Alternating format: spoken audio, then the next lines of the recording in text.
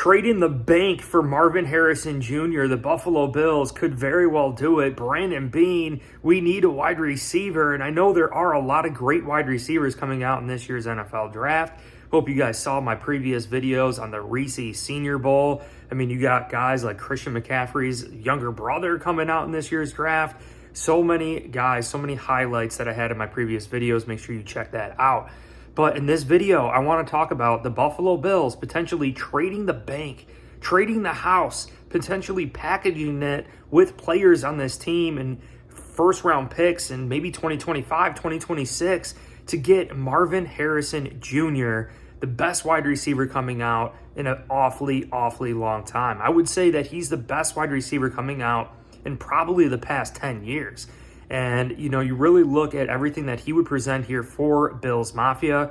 I absolutely love Marvin Harrison Jr. And the fact is here, the Bills could still get him for a somewhat reasonable rate just because, yes, we're probably going to have to climb up into the top 5. But if there's a trade partner in that top 5 who feels as though that they can accumulate picks, right, and they could also find a wide receiver like Christian McCaffrey's younger brother later in the draft, with all the talent at wide receiver coming out, why not give up that top 5 draft pick to like the Buffalo Bills to bring in Marvin Harrison Jr.? And my other thought here is the Buffalo Bills, our philosophy is to run up the score. And if we can outpace, if we can outscore opponents, we're going to have to force them to run up the score as well and pass against the Sean McDermott defense. And I just love that philosophy. It really starts with having a great offense and running up that score and forcing opposing quarterbacks to really throw the ball. We even saw it with the 49ers. Like Brock Purdy was really having to rely on that defense, and you know, he wasn't able to necessarily keep up with the pace of the Kansas City Chiefs. I mean, he did decently, but it was really because of that 49ers defense. And I think they did an excellent job. And plus the trickery of Kyle Shanahan and what they do there, helping out Brock Purdy. But you get against teams even like Lamar Jackson. Lamar Jackson, he's a running quarterback, right? He could still throw it. I get it, this year's NFL MVP, but really relying on that defense. The Baltimore Ravens defense, top 3 in every single category this year? So the facts are here, if the Buffalo Bills are able to run up that score to get opposing teams doing something that they aren't necessarily good at or don't like doing, passing the ball and having to pass the ball, I really think that is going to be absolutely huge for Bills Mafia. Plus, you couple that with what is going on this team, with Stefon Diggs, with Marvin Harrison Jr. Just think about the overall potential and what this would present for Bills Mafia as well as Josh Allen. We've kind of solidified the middle of the field. Khalil Shakir really blossoming last year. Dalton Kincaid blossoming towards the end of his rookie season. And we all know Dalton Kincaid is going to be absolutely a crucial factor for the Bills moving forward. A lot of people comparing him to Travis Kelce, a lot younger, fresher Travis Kelce. So the middle of the field and Stefon Diggs are solid for the Bills. What has been missing? That opposite threat, perimeter threat to Stefon Diggs, you know. And I think Marvin Harrison, clearly the best wide receiver, plug and play. We wouldn't even have to worry about it. And look at what the Bengals did, right? Drafting Jamar Chase, drafting T. Higgins, having Tyler Boyd on that team. That is why they are so good. Like, I don't want to take anything away from Joe Burrow. Like, Joe Burrow's a great quarterback, but look at the weapons that he has. The Bills need to get weapons like that on this team. And another perimeter threat, like having a T. Higgins type, having a Marvin Harrison Jr. to run up that score is ultimately going to help this defense. And you look at the losses on defense for the Bills. Micah Hyde potentially retiring and not coming back for Bills Mafia. AJ Epinesa potentially losing him to free agency, as well as Daquan Jones. Von Miller really needs to step up. And I think we kind of saw some flashes and glimpses, but I think with the full off season, instead of rehabbing, really focusing and tuning in on his craft, Von Miller should get back to himself. But clearly the talent on this Buffalo Bills defense is probably not going to be as deep as it was last year in 2023.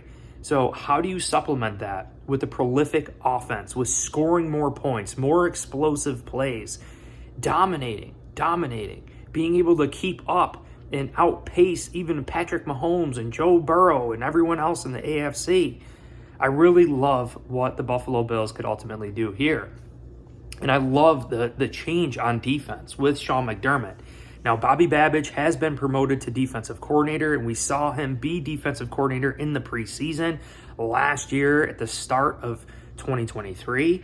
But I think we're going to share a philosophy here, and something that we saw with Sean McDermott when we merged from Leslie Frazier. I think at crucial moments during the game under Leslie Frazier, he was just way too complacent.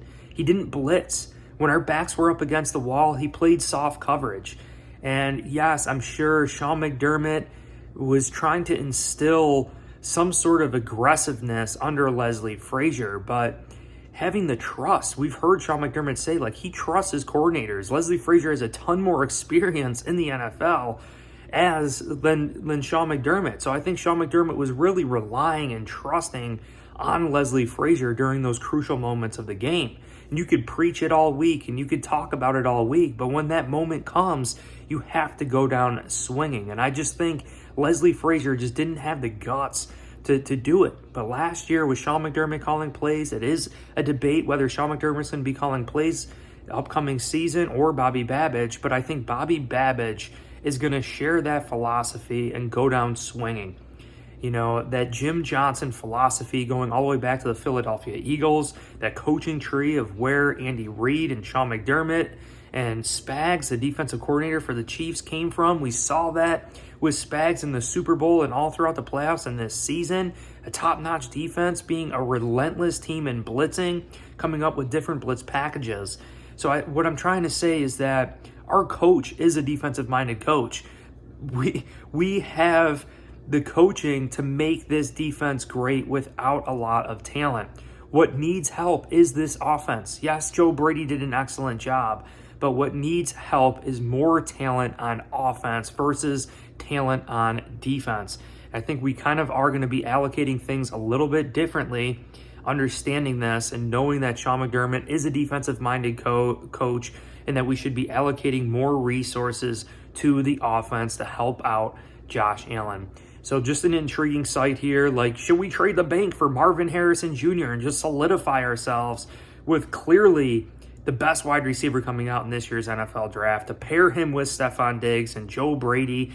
Joe Brady having experience with Jamar Chase and Justin Jefferson at LSU, witnessing the best college offense that college has ever seen, makes a lot of sense to me. I don't care if we give up 2 first-round picks or 3 first-round picks. Man, come on now. Let's get Marvin Harrison Jr. to Buffalo. But I appreciate you guys all so much. If you enjoyed this video, make sure you hit like, subscribe, check the link in the description of Course Careers, offering free online certificates, free online introduction courses and certificates there so you can get a high-paying remote job. But I appreciate you all so much. Hit like, subscribe, and go Bills.